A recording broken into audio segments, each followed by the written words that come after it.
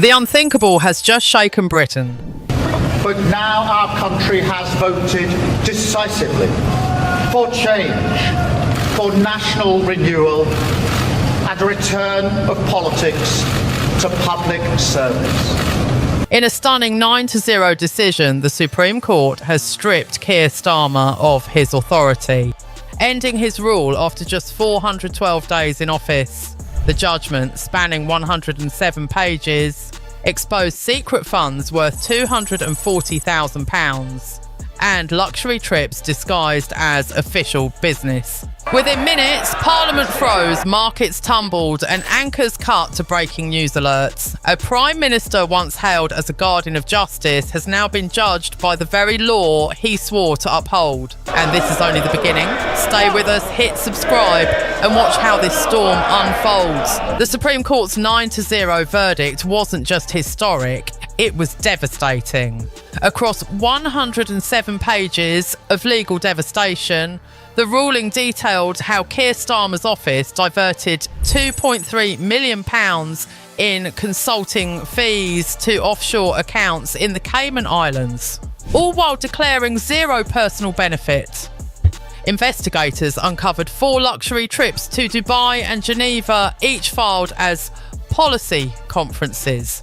But no such events ever existed. Even more shocking, one of the hidden donors was linked to a company that secured £80 million in government contracts during the energy crisis. Chief Justice Dame Sue Carr's voice cut through the courtroom silence. No one, not even the Prime Minister, is above the law.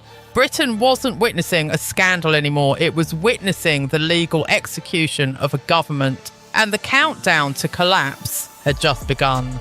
Westminster became a battlefield. Within hours of the Supreme Court's ruling, security alarms blared across the Palace of Westminster as ministers rushed to emergency meetings.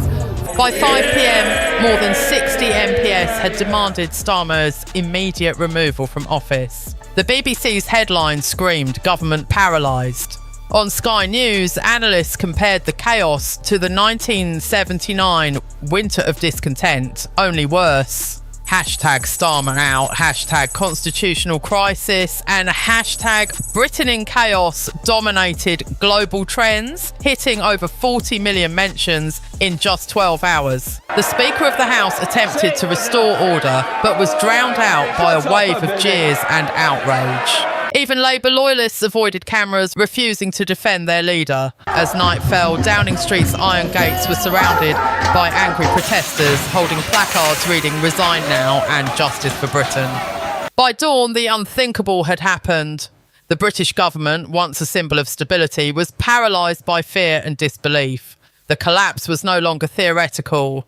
It was happening live. As Britain demanded answers, Number 10 stayed silent. His aides were seen leaving in black cars, faces pale, clutching boxes of documents. Inside the bunker of power, insiders described scenes of chaos. One leaked text from a senior staffer read, "He's not listening, he's furious."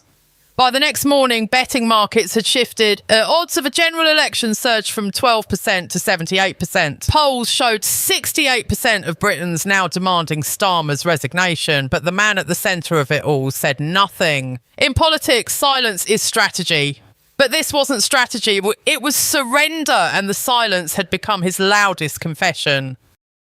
When Parliament reconvened, fury filled the air. Opposition benches were packed as Rishi Sunak stood, slamming his fist on the dispatch box. "This isn't leadership, but it's betrayal," he thundered to roaring applause. Cameras captured every word, broadcasting it live to millions. Nigel Farage followed, calling Starmer morally bankrupt and demanding an election before midnight.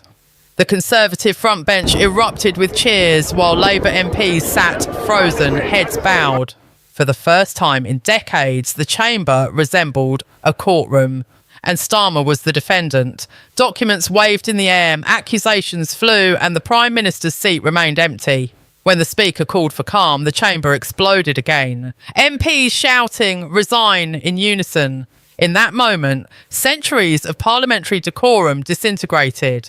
A government was being buried live on air. Outside, footage of the debate hit 30 million views within an hour. Headlines read, "Westminster implodes." By evening, even Labour's senior strategists conceded privately that the party's future was beyond saving. For the opposition, it was more than victory, or it was vengeance. And as the chants of justice for Britain echoed outside, one truth became clear: the courtroom had delivered judgment, but Parliament had delivered punishment. By nightfall, Britain was burning with outrage. Tens of thousands flooded London streets, waving Union Jacks and banners reading, "Corruption ends now." In Manchester and Birmingham, protest lines stretched for blocks. Police estimated over 400,000 people gathered nationwide within 24 hours.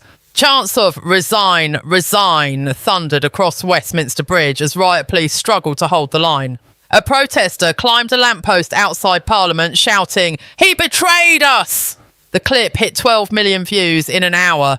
In Glasgow, citizens staged symbolic trials, reading aloud excerpts from the court's verdict. One placard read, "Justice has spoken. The people will enforce it."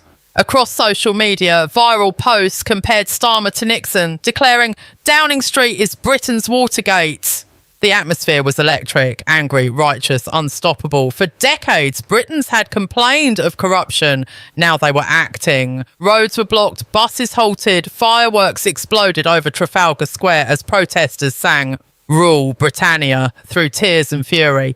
As midnight approached, police sirens echoed through London's fog, blending with the roar of the crowd. Britain had not seen scenes like this since the poll tax riots of 1990, but this time the rage wasn't economic, it was moral. The nation had declared war on its own government. The media smelled blood and pounced. By dawn, every front page screamed the same headline: "Corruption at number 10." The Guardian accused Labour of moral collapse, while the Daily Mail ran a full-page spread titled "The Fall of a Fraud." Even traditionally neutral outlets joined the assault. BBC analysts called it the greatest constitutional crisis in modern times. Sky News reported that over 9 million viewers tuned in overnight to follow the meltdown. Piers Morgan opened his morning show with venom. "Silence is cowardice."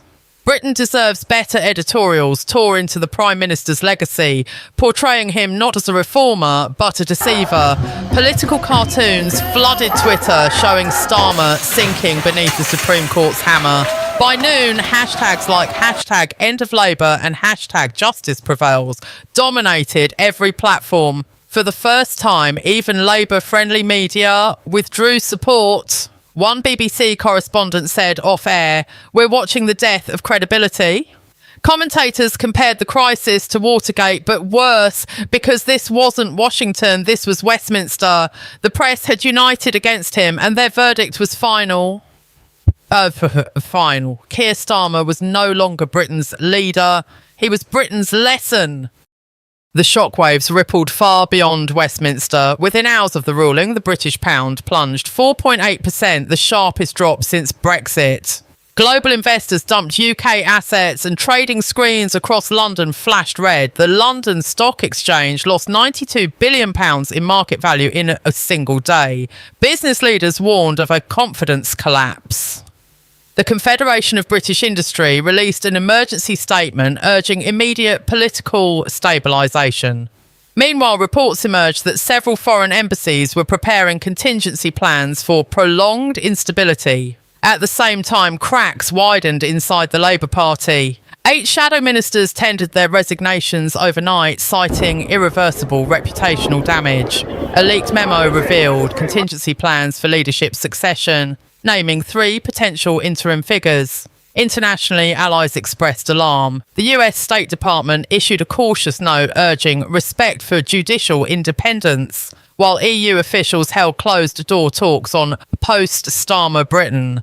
Markets trembled, institutions panicked, and ordinary citizens watched savings evaporate as mortgage rates surged past 6.1%. Britain's reputation, once built on stability, was now synonymous with chaos. One economic analyst summed it up bluntly: "This is not a scandal.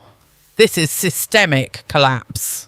And for the first time, the world began to question if Britain could still govern itself. Behind the blacked-out windows of number 10, the fall was complete.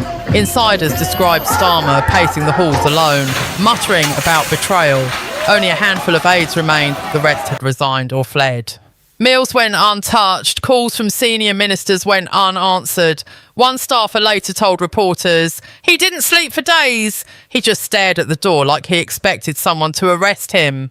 Documents leaked from inside revealed frantic attempts to contact legal advisors, all ignored.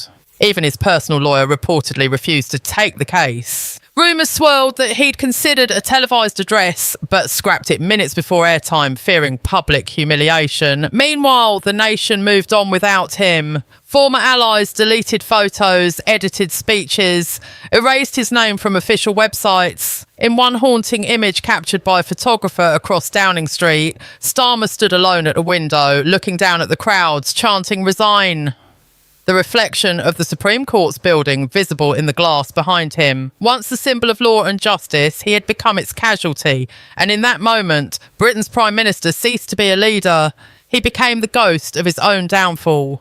Britain now drifts without direction. With Starmer gone, the cabinet stands fractured, half resigning, half pretending to govern.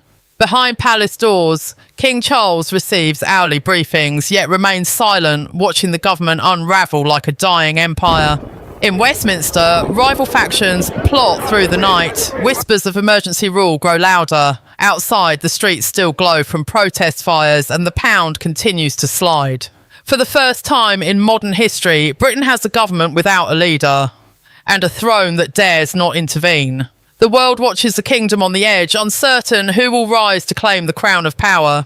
If you want to see how this storm ends, or who dares to lead Britain next, hit subscribe. Because this isn't the end of chaos. It's the beginning.